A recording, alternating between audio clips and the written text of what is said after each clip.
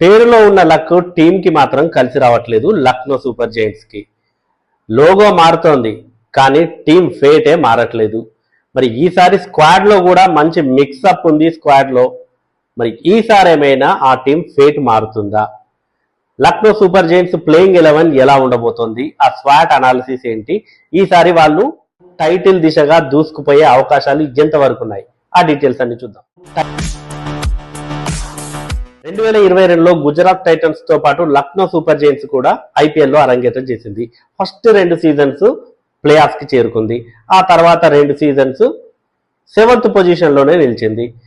Starting లో బాగా ఆడటము, ఆ తర్వాత ఫామ్ డిప్ అయిపోవటము ఆ టీంకి అయితే అలవాటుగా మారిపోయింది. ఎంతమంది సూపర్ స్టార్లు ఉన్నా, లోగోలు మార్చినా, ప్లేయర్స్ ని మార్చినా, ఏది మార్చినా వాళ్ళ ఫేట్ మాత్రం అలాగే ఉండిపోతుంది. మరి ఈసారైనా దాన్ని ఓవర్కమ్ చేసి వాళ్ళు ఛాంపియన్స్ గా నిలబడాలని అయితే కోరుకుంటున్నారు. దానికి తగ్గట్టుగానే ఈసారి స్క్వాడ్ కూడా ఉంది. ఆ స్క్వాడ్ ని ఏర్పాటు చేసే ముందు ఆక్షన్ లో ఎటువంటి మూవ్స్ చేసింది ఆ టీం? ఆక్షన్ లో కూడా చాలా కొద్ది మందిని తీసుకుంది. అవి కూడా కొన్ని, ఒకటైతే సర్ప్రైజింగ్ పిక్ అనొచ్చు. జాస్ ఇంగ్లీష్ ని 8.6 crores కి తీసుకుంది. ఆ తర్వాత ముకుల్ చౌదరిని తీసుకుంది, ఆండ్రిక్ నోకియాని తీసుకుంది, వనిందు హసరంగా అండ్ యంగ్స్టర్స్ అక్షత్ రఘువంశీ, నమన్ తివారీ వీళ్ళనైతే తీసుకుంది. మరి వీళ్ళందరూ చేరడంతో టీంలో బ్యాలెన్స్ ఏమైనా ఉందంటే సో టీం అయితే పర్ఫెక్ట్ గా బ్యాలెన్స్ గా కనిపిస్తోంది. మరి ఆ స్క్వాడ్ ఎలా ఉందో ఒకసారి చూస్తే, Rishabh Pant, Aiden Markram, Himmat Singh, Matthew Breetzke, Mukul Choudhary, Akshat Raghuvanshi, Josh Inglis, Nicholas Pooran వీళ్ళు బ్యాటర్లు. ఆల్రౌండర్ల విషయానికి వస్తే Mitchell Marsh, Abdul Samad, Shahbaz Ahmed, Arshin Kulkarni, Wanindu Hasaranga, Ayush Badoni. Mohammed Shami, Avesh Khan, M Siddharth, Digvesh Rathi, Akash Singh, Prince Yadav, Arjun Tendulkar, Anrich నోకియా, నమన్ తివారీ, మయాంక్ యాదవ్, మొహసిన్ ఖాన్. సో మొత్తానికైతే స్క్వాడ్ లో చూస్తే అసలు మనం బ్యాటర్లను చూస్తే మొత్తం టాప్ ఆర్డర్ కూడా అద్భుతంగా ఉంది అండ్ మిడిల్ ఆర్డర్ కూడా చాలా బాగుంది. బౌలింగ్ యూనిట్ కూడా చాలా స్ట్రాంగ్ గా కనిపిస్తోంది. మరి వీళ్ళ స్ట్రెంగ్త్, వీక్నెస్, ఆప్షన్స్, థ్రెట్, ఈ స్వాట్ అనాలిసిస్ ఎలా ఉందో చూద్దాం. ముందుగా స్ట్రెంగ్త్. టీంకి స్ట్రెంగ్త్ టాప్ ఆర్డర్. మొత్తం బ్యాటర్లు చూస్తే మనం Rishabh Pant, Aiden Markram, Nicholas Pooran, Mitchell Marsh, ఇప్పుడు జాస్ ఇంగ్లీష్ కూడా యాడ్ అయ్యాడు. కాబట్టి టాప్ ఆర్డర్ అయితే చాలా పర్ఫెక్ట్ గా ఉన్నాయి, అన్ని బిగ్ నేమ్స్. వనిందు హసరంగాన్ని తీసుకోవడం వల్ల వీళ్ళ బ్యాటింగ్ డెప్త్ కూడా పెరిగింది. ఇది బ్యాటింగ్ స్ట్రెంత్. మరి బౌలింగ్ స్ట్రెంత్ ఎలా ఉంది? సూపర్ స్ట్రాంగ్ అని చెప్పుకుంటున్నాం కదా. ఇది మయాంక్ యాదవ్, మహమ్మద్ షమి, ఆండ్రిక్ నోకియా, మొహసిన్ ఖాన్, సో అవేష్ ఖాన్ కూడా ఉన్నాడు వీళ్ళ పేస్ అటాక్ లో. అవేష్ ఖాన్ తో కూడా వీళ్ళ పేస్ అటాక్ అయితే చాలా స్ట్రాంగ్ గా ఉంది. గతంలో చూసాం మనకు అవేష్ ఖాన్ కొన్ని అద్భుతమైన బౌలింగ్ స్పెల్స్ వేయడం కూడా చూసాము అవేష్ ఖాన్. సో ఇలా వీళ్ళతో అయితే స్ట్రాంగ్ పేస్ అటాక్ ఉంది. స్పిన్ బౌలర్లుగా మనకి దిగ్వేష్ రాఠీ ఉన్నాడు. మరి వీక్నెస్ ఏంటి అంటే మరి వీళ్ళకి ఒక ప్రాపర్ ఫినిషర్ లేడు. అదే వీళ్ళకి వీక్నెస్. గతంలో చూస్తే డేవిడ్ మిల్లర్ ఉండేవాడు. వీళ్ళు డేవిడ్ మిల్లర్ ని రిలీజ్ చేసిన తర్వాత వీళ్ళకి ఆ రేంజ్ ఫినిషర్ అనేవాడు కనిపించట్లేదు. టాప్ ఆర్డర్ వాళ్ళు కింది వరకు కంటిన్యూ అయ్యి వాళ్ళు లాంగ్ ఇన్నింగ్స్ ఆడితే అది వేరే. ఆయుష్ బడోని, అబ్దుల్ సమద్, షాబాజ్ అహ్మద్ ఈ ముగ్గురిని మనము ఫినిషర్లుగా పరిగణించలేము. వాళ్ళకి టాలెంట్ ఉంది కానీ వాళ్ళు ప్రూవెన్ ఫినిషర్స్ కాదు. కాబట్టి ఆ ఏరియాలో అయితే వీళ్ళకి డ్రాబ్యాక్ ఉంది. సో ఇక లోవర్ మిడిల్ ఆర్డర్ లో కూడా అనుభవం తక్కువ. మనం టాప్ లో ఒక 4 మెంబర్స్ ని తీసుకుంటే ఆ తర్వాత ఆయుష్ బడోని కానివ్వండి, అబ్దుల్ సమద్ కానివ్వండి. అబ్దుల్ సమద్ ఇప్పటి వరకు తనదైన మార్క్ ఇన్నింగ్స్ అయితే ఇప్పటి వరకు చూడలేదు మనం. ఆయుష్ బడోని కూడా అంతే. సో ఎక్స్పీరియన్స్ అనేది వీళ్ళలో తక్కువగా ఉంది. సో ఇక బౌలింగ్ మనం చాలా బలంగా ఉందనుకున్నాం కానీ ఆ బౌలింగ్ లో ఉన్న వీక్ పాయింట్ ఏంటి అంటే వీళ్ళంతా ఇంజురీ ప్రోన్ ప్లేయర్స్ వీళ్ళంతా. మహమ్మద్ షమి, మయాంక్ యాదవ్, ఆండ్రిక్ నోకియా. సో వీళ్ళందరూ కూడా ఆల్రెడీ ఇంజురీస్ అవుతూ వస్తూ దాని నుంచి రికవర్ అవుతూ వస్తూ ఉంటారు. సో వాళ్ళ మీద భారీగా నమ్మకాలు, ఆశలు అయితే పెట్టుకోలేదు టీం. సో మరి ఆపర్చునిటీస్ ఎలా ఉన్నాయి వీళ్ళకి?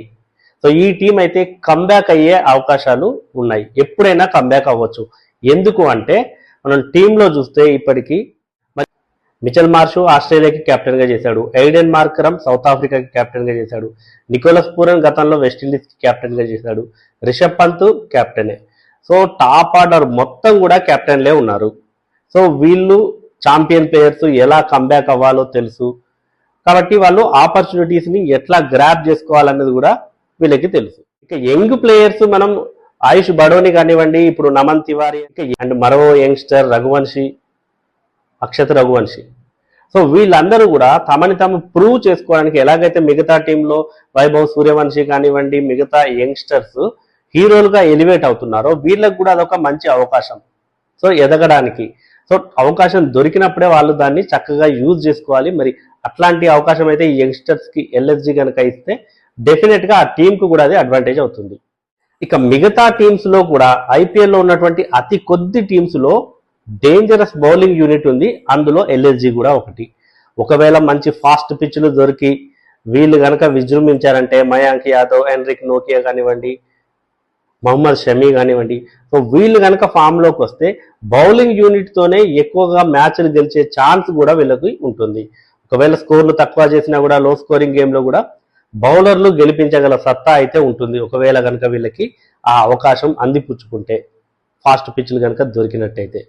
ఇక నెక్స్ట్ రిషబ్ పంత్ కూడా ఆపర్చునిటీ ఎలా ఉంది అంటే తను నేషనల్ టీంలోకి అంటే ఇండియా తరపున T20 ఆడి 2 సంవత్సరాలు అయింది. సో ఇక అతను టెస్ట్ క్రికెట్కే పరిమితమయ్యాడు, టెస్ట్ టీంలోనే కొనసాగుతున్నాడు. సో అతను లాస్ట్ సీజన్ ఐపీఎల్లో చూస్తే కూడా రన్స్ నార్మల్ గానే చేశాడు, ఒక సెంచరీ ఒక హాఫ్ సెంచరీ చేశాడు, కానీ స్ట్రైక్ రేట్ కూడా చాలా దారుణంగా ఉంది, యావరేజ్ కూడా దారుణంగా ఉంది.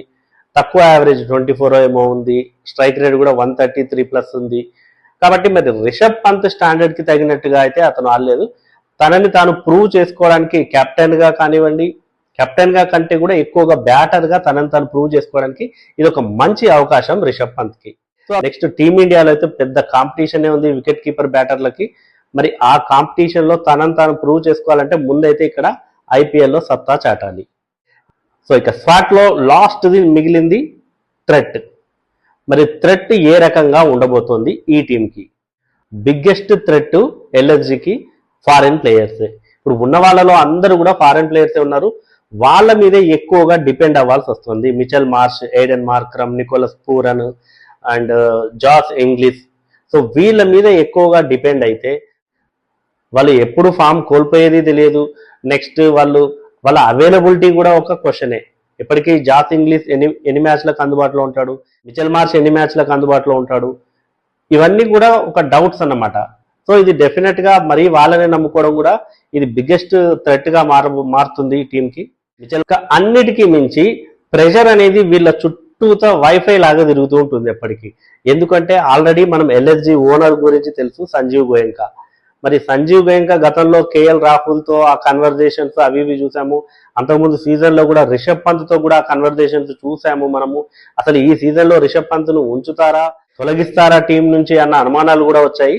సో మరి అటువంటి సందర్భంలో రిషబ్ పంత్ పైన చాలా ప్రెషర్ ఉంటుంది. మ్యాచ్లు ఓడిపోతా ఉంటే అటుపక్క ఓనర్ వచ్చేసి గ్రౌండ్లోనే వాళ్ళకి క్లాస్ పీకడం ఇవన్నీ మనం చూస్తూ ఉన్నాము. సో ఈ ప్రెషర్ అనేది వీళ్ళకి ఉంటుంది. ప్లేయర్స్కి కూడా, ఫారిన్ ప్లేయర్స్కి కూడా ఏంటంటే వాళ్ళకి ఎక్కువ మ్యాచ్లు ఆడలేరు, అవైలబిలిటీ కూడా తక్కువగా ఉంటుంది. సో కాబట్టి ఇట్లాంటి ప్రెషర్ కూడా వాళ్ళకి ఉంటుంది. అండ్ యంగ్స్టర్స్ విషయం తీసుకుంటే వాళ్ళకి కూడా ఆ ప్రెషర్ ఉంటుంది. మ్యాచ్ని గెలిపించాలి లోవర్ డౌన్ ద ఆర్డర్లో అంటే వాళ్ళకి ఆ స్కిల్స్ని ఎగ్జిక్యూట్ చేయాలంటే టీమ్ మేనేజ్మెంట్ ఎప్పుడైనా వాళ్ళకి ఫ్రీ హ్యాండ్ ఇవ్వాలి. సో వాళ్ళని మరీ అలాగా ఈ మ్యాచ్ ఖచ్చితంగా గెలవాల్సిందే అని ఆ ప్రెషర్లో పెడితే మటుకి ప్రెషర్లో కుప్పగూలే అవకాశం కూడా ఉంది. కాబట్టి సో ఇలాంటి థ్రెట్స్ అన్నీ అయితే ఉన్నాయి ఈ టీంకి. ఓవరాల్ గా చూస్తే లక్నో సూపర్ జైంట్స్ అయితే స్ట్రాంగ్ గానే కనిపిస్తుంది. పేపర్ మీద చూస్తే ఈ టీం స్ట్రాంగ్ గా కనిపిస్తుంది. ఫారిన్ ప్లేయర్స్ కూడా స్ట్రాంగ్ గా ఉన్నారు. రిషబ్ పంత్ ఫామ్ లోకి వస్తే తిరుగుండదు. మిచెల్ మార్ష్ కూడా అంతే. Mitchell Marsh T20 world cup లో 2 హాఫ్ సెంచరీలు చేసి ఉన్నాడు. ఎయిడెన్ మార్క్రమ్ కూడా T20 వరల్డ్ కప్ లో మంచి ఫామ్ లో ఉన్నాడు. జాస్ ఇంగ్లీషే T20 వరల్డ్ కప్ లో ఫామ్ లో లేడు. ఇక మిగతా వాళ్ళు మహమ్మద్ షమీ కానివ్వండి, ఎన్రిక్ నోకియా కానివ్వండి, and comeback hero Mayank Yadav మళ్ళీ కమ్బ్యాక్ అవుతున్నాడు. కాబట్టి తనని తాను ప్రూవ్ చేసుకోవడానికి కూడా ఇది మంచి ఛాన్స్. ఇక వీళ్ళ ప్లేయింగ్ 11 ఎలా ఉంటుందో ఒకసారి చూద్దాం. Aiden Markram, Mitchell Marsh, Rishabh Pant, Josh Inglis, Nicholas Pooran, Ayush Badoni, Abdul Samad, Shahbaz Ahmed, Mohammed Shami, Digvesh Reddy, Avesh Khan, Mayank Yadav. మొత్తానికి లక్నో సూపర్ జైంట్స్ అయితే అన్ని విభాగాల్లోనూ స్ట్రాంగ్ గా కనిపిస్తోంది. సో వాళ్ళకి ఎటొచ్చి వాళ్ళకి కావాల్సింది ఏంటంటే అట్లీస్ట్ ఇద్దరు ముగ్గురు ప్లేయర్లైనా మంచి ఫామ్ లో ఉండాలి. నికోలస్ పూరన్ లాంటి ప్లేయర్, రిషబ్ పంత్ లాంటి ప్లేయర్ కనుక ఫామ్ లోకి వస్తే బ్యాటింగ్ లో ఇంకా ఆ టీంకి తిరిగి ఉండదు. ఇద్దరు గట్టి ఫామ్ లో ఉండాలి. మిగతా వాళ్ళు అప్ అండ్ డౌన్స్ ఉన్నప్పటికీ కూడా బౌలింగ్ లో కూడా అంతే, ఇంజురీస్ ఎక్కువగా లేకుండా ఉండి వాళ్ళు ఫామ్ లో ఉంటే ఇక ఎల్ఎస్జికి తిరుగుండదు. డెఫినెట్ గా ప్లే ఆఫ్స్ కి చేరే సత్తా ఉన్నటువంటి టీం. మరి ఎల్ఎస్జి టీం ఈసారి ప్లే ఆఫ్స్ కి చేరుతుందా? వాళ్ళ ప్లేయింగ్ 11 ఎలా అనిపిస్తుందో కమెంట్ చేయండి.